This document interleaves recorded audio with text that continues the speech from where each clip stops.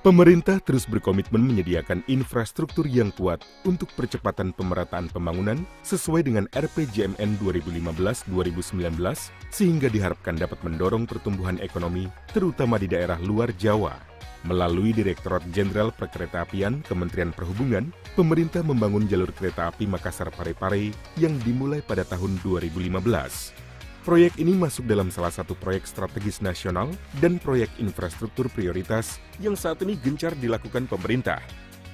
Tahap awal pembangunannya ditargetkan selesai pada tahun 2020, yaitu sepanjang 110 km dari total 142 km.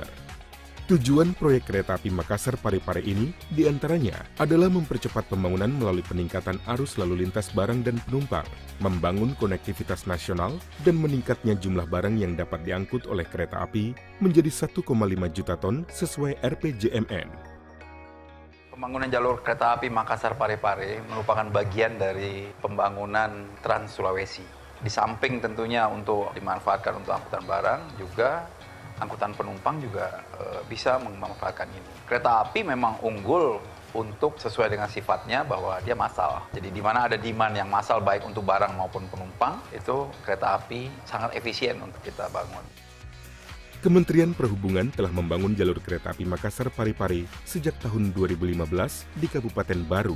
Pada tahun anggaran 2015 dan 2016 telah diselesaikan pembangunan jalur kereta api sepanjang 16 km, 3 buah jembatan kereta api, 1 buah flyover, dan beberapa perlintasan tak sebidang berupa underpass atau box culvert. Adapun progres hingga saat ini adalah sepanjang 50,25 km prasarana siap dioperasionalkan pada awal 2019.